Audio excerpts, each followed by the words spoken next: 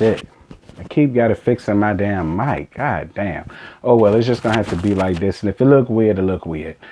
What's good, y'all? So, I was up in the kitchen. I was frying me some damn chicken because I ain't ate shit all day.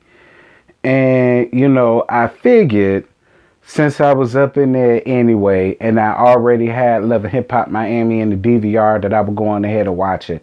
But it gave exactly what I thought it was going to give. Absolutely, positively, not a motherfucking thing. But since I wasted my time watching it and took whatever little notes I did, I'm just about to go on up here and, you know, see how the video do. So it's the day of Sukiya's court date, and she tells them about her and Kill Bill issues and about how they're going to go seek counseling from Pastor Adams. We'll get to that when we get to it. And she gets the status, you know, of what's going on with her case. Fine. So TWD is in the studio with his son Jay. He's in college, but he wants to be a rapper, so he's giving him a chance to see what he got. And he asks Noriega to come through and hear him as well. Jay, I'm going to give you the God's honest truth. Just because TWD made it as a rapper don't mean that the same shit is going to happen to you. And I honestly feel like you really should just stay your ass in college, okay? Just because your daddy is a rapper and all the rest of that and it look good, it ain't. And it won't good for your daddy, because guess where all of them years of being a rapper got him? On Love and Hip Hop Miami. Let's be very clear, Jay. Anybody that's on Love and Hip Hop of any kind, they need it in some way, shape, form, or fashion. Because bitches that's actually working and doing some shit in the industry just don't have time to be fool aligned with Love and Hip Hop. So if I was you, I would stay in college, but that's just me. Do what you want, Jay. So Nori wants another baby because he missed so much his kid's life. We'll get to that when we get to it, child.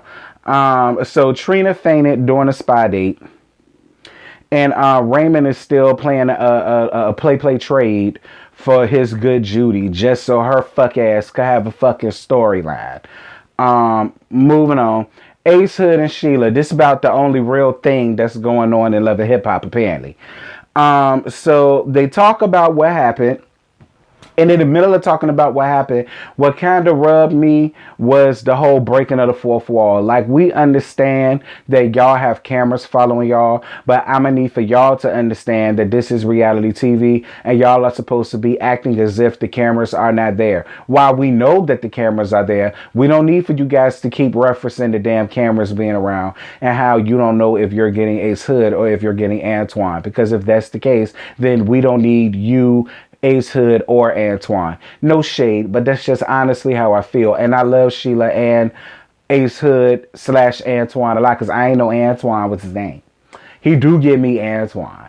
But it's just like, you know, and then it's like y'all went through all of that and then y'all laughed about it and it was over. So it's just like, fine, I'll let y'all have it, because y'all my favorite and y'all the only ones giving us something real. So you know, I'm gonna let it be what it is.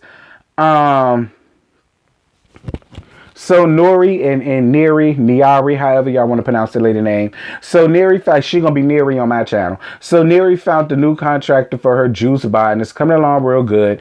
And Nori is on board with whatever it is that she needs. He said however many juicy bar shirts that he need to wear, he just gonna wear it. If it'll make her happy, he willing to do it.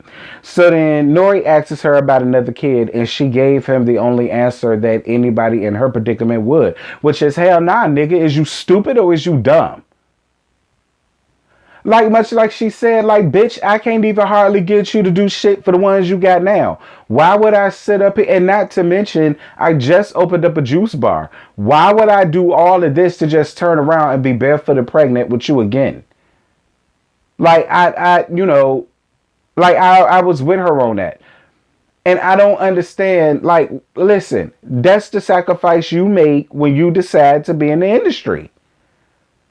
That's the sacrifice you make when you decide to be in the industry, to be married and to have kids. I'm more than sure before you decided to nut any woman and have a baby, you already knew what you was before you did it. So now she's supposed to stop everything she's doing to have another baby, because now you basically retired from rapping and you got a little bit more time on your hands. And now you want her to go on ahead and spit out a baby. Nah. Nah, I was with her for that. Like, child, go on somewhere, Nori. Quit playing with me. Um, So Bobby calling Trina to check on her. He shares his concerns. She says she fine. Joy comes to meet up with him, and Bobby opens up about his dad. Like, I just honestly really don't give a fuck that bad because, like, because of the fact that he's not in the opening credits, he's not a main cast member. I don't understand why we care about what he got going on in his real life. I'm just gonna be real. Like I mean I don't understand the reason for it. Maybe it's not for me to understand, and I'm fine with that. But I ain't got to talk about it. Moving on. TWD performs for the Floyd Mayweather fight when he went up against Bryce Hall. I think what it was. He performed for that. The crowd was tired and delayed and through because your ass, quite frankly, is tired and delayed and through. Okay, you listen. You not Lauren Hill. The gag is Lauren Hill ain't even Lauren Hill no more. So maybe she ain't the right one to use. You not Stephanie Mills. You okay? You know what I'm saying? You not Anita Baker. You know what I'm saying? Like, those songs stand the test of time. Your ratchet trap music shit is only cool for people like me, but that's because I was around when, I first really heard of you and I actually liked something that you had. But your shit is classless, it's tasteless, it's tacky, it's ghetto fat, it's projectic, it's hood booger ass music. And yeah, it didn't shock me that the crowd did not go up for you, or that damn that worm infested belly that you got. Moving on. Because y'all know I don't see it for him. So Bobby meets up with Snoop, which is his cousin, to talk about his dad getting out of jail. Moving on. Nori meets with his friends and he tells them about him wanting other kids. And then they ask him about his drinking because apparently he drinks too much. And then he's saying if he has to stop for 30 days to prove himself, he's willing to do it. Moving on. Bobby meets up with his auntie to read a letter that his daddy wrote for him. Moving on. Well, before we move on from that, what I didn't like about that scene was how they was basically trying to box Bobby in the corner to basically get him a lawyer so that he could get out of prison. I didn't like how the auntie was like, well, yeah, you need to go on ahead and think about it real quick because he got to say, no, no, no, no. No, no, no, no, no, no, no, no, no, no, no. That's not how none of this shit works.